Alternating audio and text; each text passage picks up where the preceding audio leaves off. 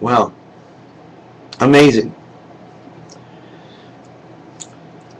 A couple months ago when Obama came out with a speech, I remember about medical marijuana, and he said to the supposedly to the federal prosecutors, the DEA as such, uh, don't waste any of your funds, don't waste any of your time and money prosecuting medical marijuana patients.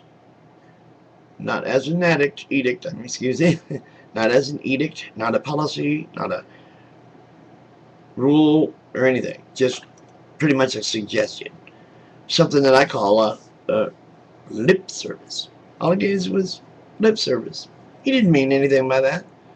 And all kinds of us out here on YouTube and many other places, I'm sure, must have barraged his office with calls and such. Asking for his resignation or whatever, because come on, dude, you stepped right back into the old Stone Age idea about pot. You're not really looking at the science. And you're the one who said, from now on, we're going to look at the science. And go with the science. For crying out loud, you were taught that in college, critical thinking. There's a process for that. And I think you're an atheist. Closet agnostic, at least. So we won't tell on you. But here you turn around again with this don't ask, don't tell. That's the stupidest thing I ever heard in my life. Military's always had gays in it. He's never became an issue, hadn't become an issue until these evangelical wannabe Christians think they sit at the right hand of some kind of a god or something. They think their moral ground is higher than other people's. Well, it takes a bad person to do evil things. I mean, to do bad things. It takes a bad person to do bad things. But it takes a religious person to do evil things. Yeah. And so here we are at the crossroads. Back to lip service. Don't ask, don't tell. I'm heterosexual. Not gay at all. Not bi-curious. Any of that. I'm just a godless heathen who is I think rationally. On my side, I have reason. And reason tells me that while gays have always been in the military, you didn't acknowledge them or disacknowledge or disavow them or whatever. Everything was just copacetic. Nobody paid attention.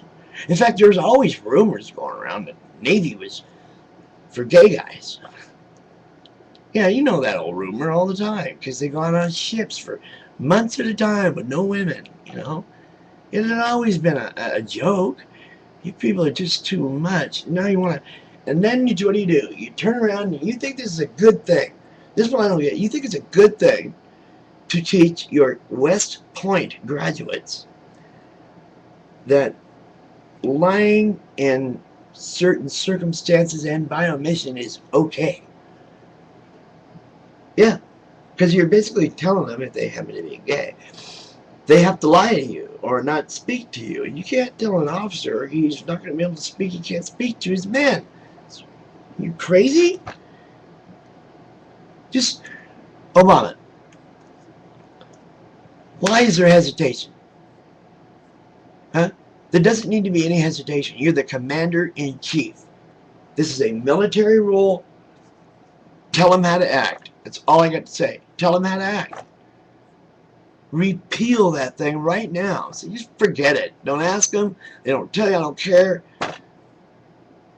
Because it doesn't make any difference anyway. It has no bearing on their performance.